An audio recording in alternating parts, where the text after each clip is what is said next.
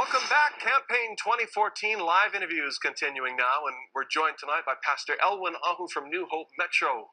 How are you doing, Kiahi? Great. Thank you for coming in. You're a Republican candidate for Lieutenant Governor. Start by telling us a little bit about yourself and your priorities.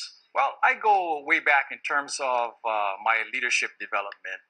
People see me as a pastor today, which I am, but I'm also a former judge. So I was a judge for about 5 years on the circuit court bench, as well as a lawyer for about 15 years before that. So I have a lot of background in knowing the law, understanding the law. I think the judgeship really helped me to understand how the law applies to people and how to make decisions. And judges need to be trained on how to gain the trust from people and how to sit in the middle and not be swayed by anything that is emotional or somebody who pays more money. You can't get involved in any of that stuff. So to be able to make decisions to help people move along. What inspired you to run? I think a lot of things. I've been asked to run for every office from the moment I had stepped off the bench back in 2000. And every election cycle, someone has asked me, you should consider running for office. I think what came to a head was just watching what transpired in this last same-sex marriage special session. Not so much of the content of the bill itself, although I have a position on that. And if you listen to my testimony that I gave before the House committee, and it's on YouTube, so anybody can pick it up, it was about the process and the disrespect of the process that leaders had, and also the disregard of the people's voices. And so when I saw all that happening, I thought, this is not fair. And again, as a judge, and I know what due process is all about.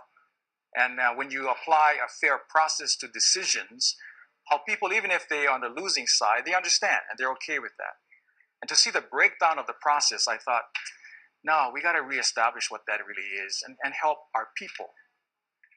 Let me fill in the blanks if I could on that. So many people wanted the opportunity to vote whether we should legalize same-sex marriage in Hawaii. At the end, the special session, the legislature passed the law themselves, denying people that opportunity.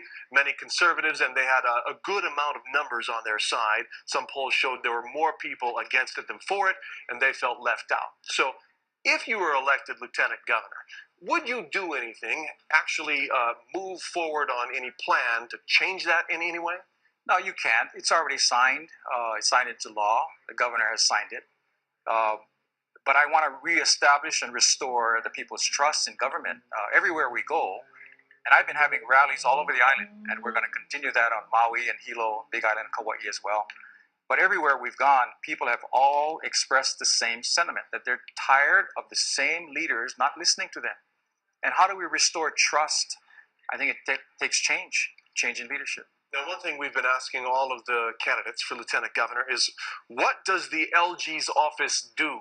And the responses have been generally not much. What would you do? The LG's office is an important office. LG's office is there to support the governor, to be someone who will stand in place of the governor if he's out of town or if something happens to him. So the lieutenant governor has to be up to speed on every single issue and understand the governor's position on it. I think it's premature to discuss, and we can talk about issues and problems and solutions, but the lieutenant governor has to be in line with the governor. And I see it as a complementary leadership style, not one who is contradictory, not one who will compete with the governor, but one who will complement the governor. And I have experience with that because, as a pastor, and again, the pastorship role has taught me a lot, has equipped me a lot. I was in a second chair position, so to speak, to a leader who was a very strong and good leader. And sometimes as a second chair, they get frustrated and don't know how to lead. I've learned that for about 12 years, how to be a second chair leader, where you learn how to lead as you still follow. And so a complementary leader is, lieutenant governor is a complementary leader. And I see Duke, I don't think he's going to be elected as the governor. I see myself as one who can complement his leadership style. Duke Aiona is the leading Republican candidate right now. What is your relationship with him? How far back do you guys go? Duke and I are good friends. We go back to the days, we were both born in Pearl City. I didn't know him at the time. We're both Hawaiian Chinese. We both went to law school together.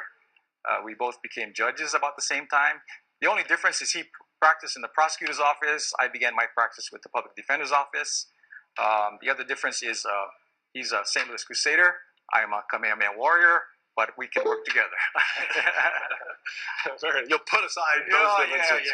We'll be okay. We'll be okay. Pastor Elwin Ahu, thank you so much for joining us. Thank you. This entire interview will be put on our website, hawaiinewsnow.com.